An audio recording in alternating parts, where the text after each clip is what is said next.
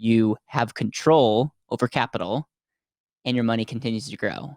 That was the thesis of the original reason why I wrote the book. It's like I thought this was the most amazing thing, and it truly is. I mean, there's so many other benefits that after you delve into the and asset, they're like, oh, that's a benefit, that's a benefit. But the fact of the matter is, if you can have control over capital to invest in yourself, into education, into real estate, into businesses, into opportunities, that's amazing. But you get the lifetime growth. We already looked back on the power of lifetime compound growth.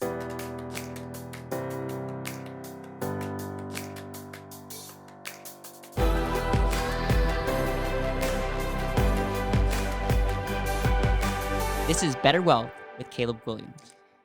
Hey everyone, welcome back to another episode of the Better Wealth Podcast. In today's episode, we are on Chapter 5 of the And Asset Handbook. So if you have not checked out the episodes before, make sure to go back. And if you want the And Asset Handbook, go to betterwealth.com/handbook. We've talked a lot about the 4 principles, the pyramid, the overview, the science of the policy. And then now, last chapter, we talked about the lifetime growth. And in today's chapter, we're going to be talking about the control and use aspect of the and asset. Chapter 5, Control and Use. Now that your money is working for you the rest of your life, we need to discuss the control and use of your money. After all, money is a tool, and its value comes from being able to utilize it in ways that are meaningful to you. A lot of the time, people refer to the use of your cash value as becoming your own banker, or infinite banking. We call it controlled compounding. Either way, there is a lot of misinformation about this. If you don't understand how this works, it might not make sense to you. You might be saying, why would I borrow against my own money? Well, there are a lot of people teaching that you can borrow this money for anything you want, such as going on vacation or buying a car, and you'll still get wealthy. This is misleading advice, and while I do believe there is some incredible power in borrowing against your policy, the last thing you should think is that this is a get-rich-quick scheme. The value of control. I want you to realize the true value of control, and more importantly, the fact that a good product doesn't equal a good result. For example, if Phil Mickelson and I were both to invest in the best golf club on the planet, that golf club would have zero return on investment for me, but it could have a huge return on investment for Phil. In the same way, financial vehicles are simply a product that you must learn how to master. With complete mastery and control over your golf club, or financial vehicle, you will be able to maximize the use of that product and create the greatest return possible. Our greatest financial need is using money, not saving money. Learning how to use and control money effectively is going to be the most valuable investment of your time, effort, and resources possible. How versus what, or swing versus club. Another important thing to consider as we look at the power of control is the concept of how versus what. Using golf as an example again, there are 2 factors to the quality of your shot, your club and your swing. A lot of amateur golfers dream about buying the most expensive golf clubs because they think it'll be the key to their success. However, experienced golfers know that the swing is by far the most important key to a quality shot. Even with a poor club, the best golfers can hit amazing shots since they have developed a professional quality swing. If we apply this to financial strategy, a lot of people think that they just need to find the right financial product and they will be set for life. However, if they don't have the right swing or don't know how to use that vehicle most effectively, there won't be any financial vehicle that can solve their problem. So, before I get into the nuts and bolts of how you can use the money in your policy, I want to show you 3 types of people and the 3 types of swings they use as it relates to money. The debtor. First, you have the debtor, who pays off their debt with interest. This person can be categorized as the paying interest way to use money, and this is where most Americans are. The saver. The second person is the saver, who saves up money and then pays cash. While this person is not paying interest, they are losing the benefit of what that interest would have earned on those dollars for the rest of their life. This person can be categorized as losing interest, and this is the second most popular way of using money. The maximizer. Finally, we have a third way of using your money, and this person is called the maximizer. In this scenario, the person never uses their own money to pay for purchases, but rather uses the life insurance company's money and lets their personal money keep growing and compounding for their entire life. Most life insurance companies charge a 4 to 5% interest rate to borrow money against your cash value, but this small cost lets your money continue to grow and compound without taxes, losses, or fees. So while this may seem like you are paying interest and losing money, you are actually letting your dollars continue working for you and thereby create a far greater sum in the future than if you had simply paid cash to make those purchases. While the AND asset is an amazing way to maximize your dollars, we are not saying that you can't be a maximizer through other means. For example, if you can take out a loan from a bank or credit union that has a lower interest rate than the life insurance company, then by all means, take advantage of that. We are simply showing you that wealth is created by how you use your capital. By leveraging other people's money while you keep all your own money compounding continuously in a safe account, you are able to get ahead much faster. Side note, while you may not have dollar for dollar access to your money in the first couple of years, you need to realize that there are so many opportunities to make this money work incredibly for you. For example, if you could earn a greater return than 5%, then the 5% you spent to receive access to your money, you will be getting ahead all while your savings are growing steadily in your AND asset.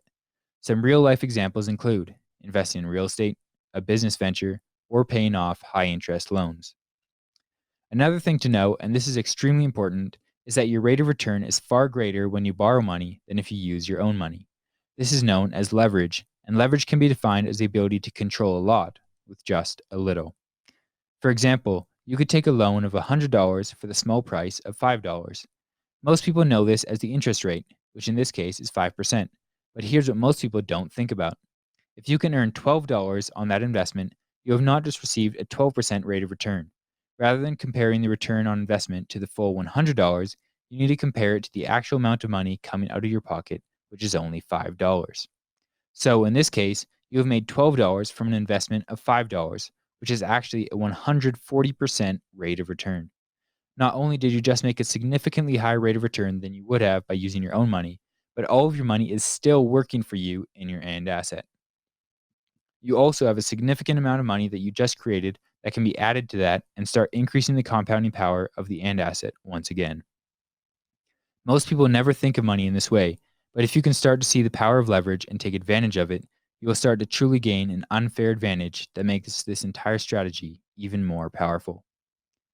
A question people usually ask is, Caleb, what about paying for vacations or paying for a car?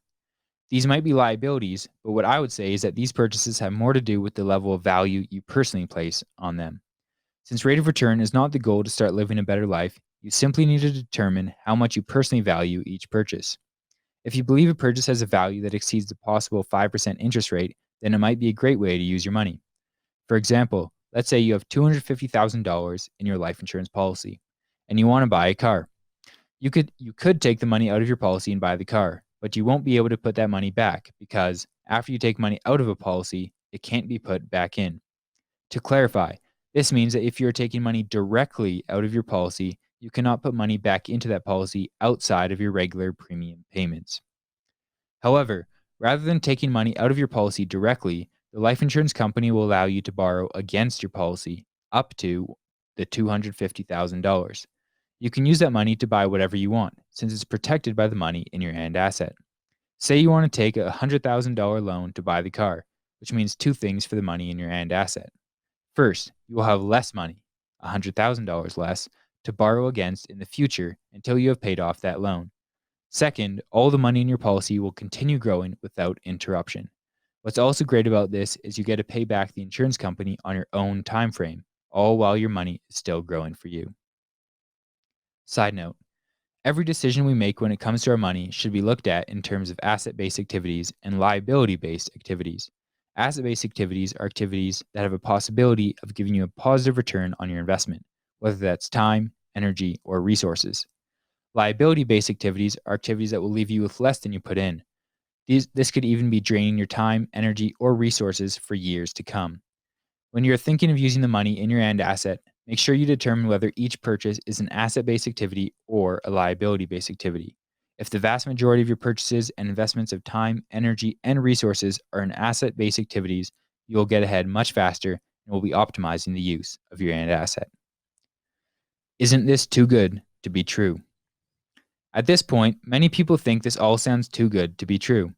They say, how is this possible? I've never heard of this before. Well, the most important thing to understanding is that these insurance companies are playing the long-term game. First of all, they're going to get paid whether you live or die. You will either take out a loan and pay them back, cash out, or die. In each of these scenarios, the insurance company will not lose money.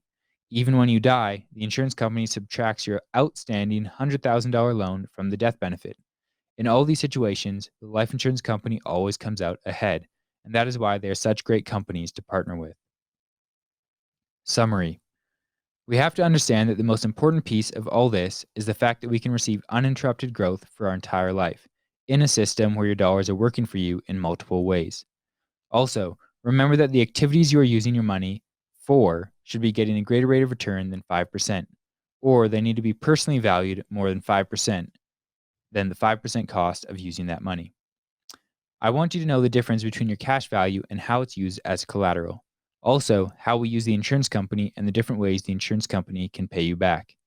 In the next chapter, we're going to look at how these powers of compounding and control can make the AND asset an amazing retirement account. We'll also examine some other features that add to the effectiveness of the AND asset as a retirement account. Take the next step. If you are ever interested in learning more or want to find out if this is a good fit for you, you can book a free clarity call with one of our wealth coaches at a link on our website.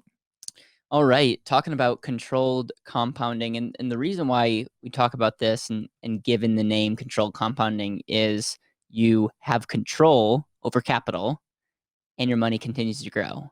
That was the thesis of the original reason why I wrote the book. It's like, I thought this was the most amazing thing, and it truly is. I mean, there's so many other benefits that after you delve into the AND asset, they're like, oh, that's a benefit, that's a benefit. But the fact of the matter is, if you can have control over capital to invest in yourself, into education, into real estate, into businesses, into opportunities, that's amazing. But you get the lifetime growth. We already looked back on the power of lifetime compound growth. And so again, the betterwealth.com/handbook is a great place to get a copy. I liked how we talked about the 3 uses and the different ways that people use money. It's you either pay interest, you either lose interest, or you take a step back and say, I'm not going to get emotional. I want to be most efficient, which is taking opportunity cost into play and understanding there's a long-term and a short-term consequence. What I really want to end on here with my final thoughts, and just again, another great job on this chapter, is the importance of leverage. Leverage is so powerful. This is a form of leverage. We are recording this once, and more than one person is going to watch this or listen to this, which is incredible. Why can't we do that with our money? The wealthy are wealthy because they understand this idea of leverage. And then the controlled cost is something that I talked about in my book. And the control cost is simply looking at the cost of controlling capital. So in the example where we gave, and again, there's a lot of charts in here that are worth getting and just reading along, but we talk about control costs, and we use the 12% example, and it's amazing. For $5 in this example, we're saying 5%. So for $5, you get to control 100, and the velocity in taking a 12% rate of return and making it 140. It's not like money's flying out of it's not like we're printing money out of thin air. It's just understanding the leverage and the velocity of money. And so overall, chapter 5 is all about controlled compounding. And this, if you're an entrepreneur, if you're an investor, or if you're someone that really buys into you being your greatest asset and investing in the things that you are really passionate about, this is where the AND asset gets really, really special and is very, very powerful.